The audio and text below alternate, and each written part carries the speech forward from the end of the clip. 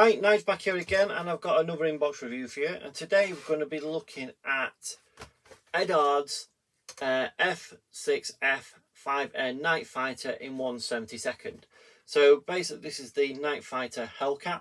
Okay, from the end of the war. So we've got the earliest one is September 1944 by the looks of it, and then we've got 3 from May to August 1945. I don't know whether there's any other markings, so we'll find that out when we get onto the actual plastic itself. So we'll have a look at that now. So as always, in this Profi Pack set, you'll get your decals, your plastic, your photo etch, and your mask set. So straight off, okay, A5 booklet from Eduard, a little bit of spiel on the front page. Then we've got the sprue map and the colours in aqueous, Mysticolor and Mission Model paints. Start in the cockpit, and looking at it straight away, I can see this is more or less exactly the same as their 1/48 one, and if that's the case, it's going to go together absolutely beautifully like the 48 version. So we start with the cockpit floor. We've got this rear bulkhead and the side panel. Okay, we've then got the instrument cluster, which we've got photo etch, or we can use the actual plastic part. We then have the seat with this little plate that goes in, seat belts that go on, and then we've got the other sidewall for the other side before we then put the shoulder harnesses in, and then we've got a little drawing down here that shows how all this goes together. We then move on to pouring these two fuselage halves together. We've also got where we can put some photo etch and a bit of the mask, the masking for marking A. The tail wheel goes in at this point, and this little part that goes just underneath the cockpit floor, and a bit to be taken out there. We've then got the wings going together, and as you can see for the marking C and D, we've actually got a bigger cannon that goes on there, so you would get rid of that. Then the wings and the tail planes go together, which fits really snugly. Well, they're done on the 48th one, so I can't see it being any different. Before we then build up this quite impressive engine. So again, exactly the same as the 48th version. In 72nd, I can envision that being more than enough, because you don't actually see a lot of it through this front cowl. Okay, now the only major issue sometimes people come across is this mating of the two cowl pieces, just getting it lined up correctly. So just be aware of that. On this particular version, by the looks of it, the actual exhaust stubs come moulded in there, so that's something else you don't have to stick on there, which is good. Then we move on to make sure we put the landing legs on there, making sure the doors go on the inside of the aircraft. We've then got the radar that goes on, gets built up from 2 parts and gets slotted onto the wing. And then we've got the canopy masking for either open or closed. The big fuel tank that goes underneath, and you can go to town with weathering that because it would get filthy. Putting the canopies on, the radio antenna, and then the actual prop blade before we move into the colour callouts. So as you can see, overall navy, they're calling it navy blue. Okay, overall navy blue. All right, with the white on the end of the actual radome. So this one's Lieutenant William E. Henry from the USS Independence, September 1944. And then we've got the USS Block Island, April 1945. We have a British version. Okay, this one again is navy blue, but the radome now has no white on it. Okay, this is from May, August 1945, and it's the number 892 Naval Air Squadron, Drem Air Base, Great Britain. Then we've got Bruce Porter, Major Bruce Porter, Yelton Airfield, Okinawa, May 1945. And on the last page, as normal, we have the stencil data. So let's move straight onto the plastic, all in one bag.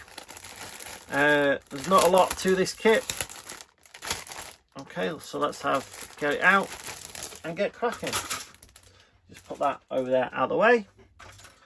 And then you can see, yep, okay, very similar layout to the 48 version. Some nice fine rivets, fine panel lines, really nicely done control surfaces, okay, on the fabric part.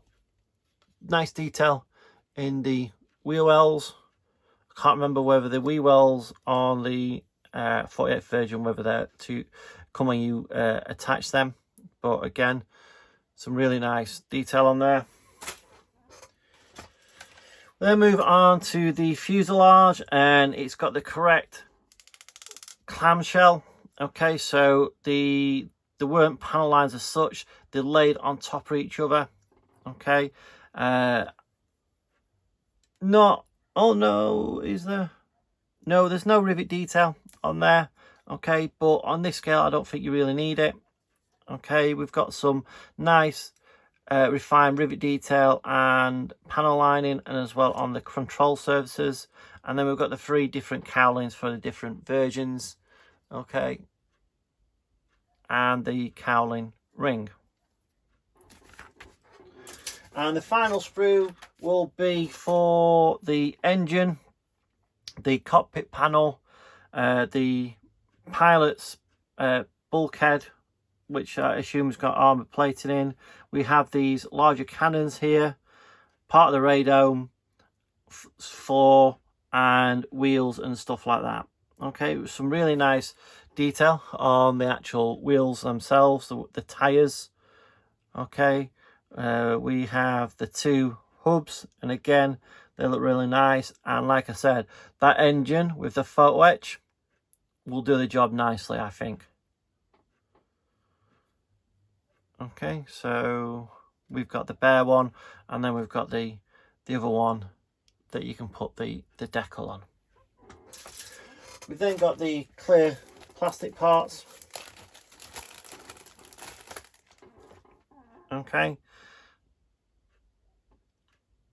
like Eduard's, crystal clears, lovely clear parts. We've then got the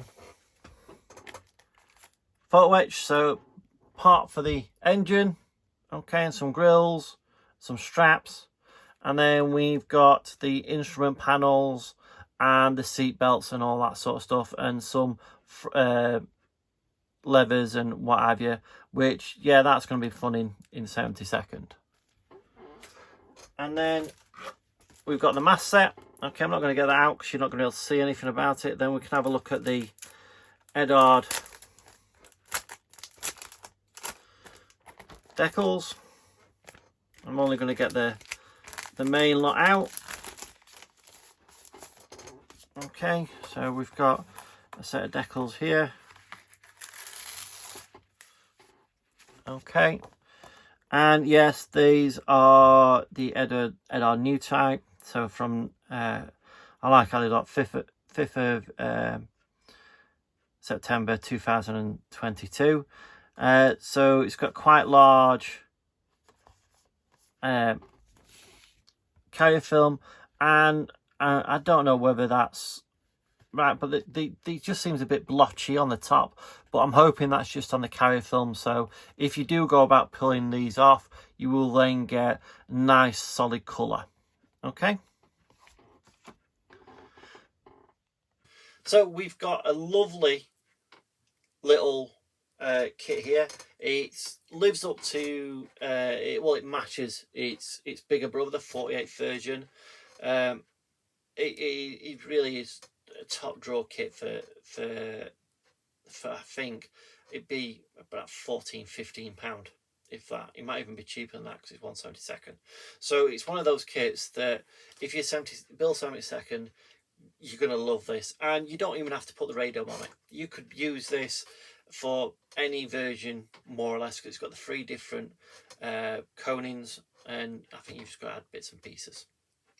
But that's it. Okay, again, nice little kit.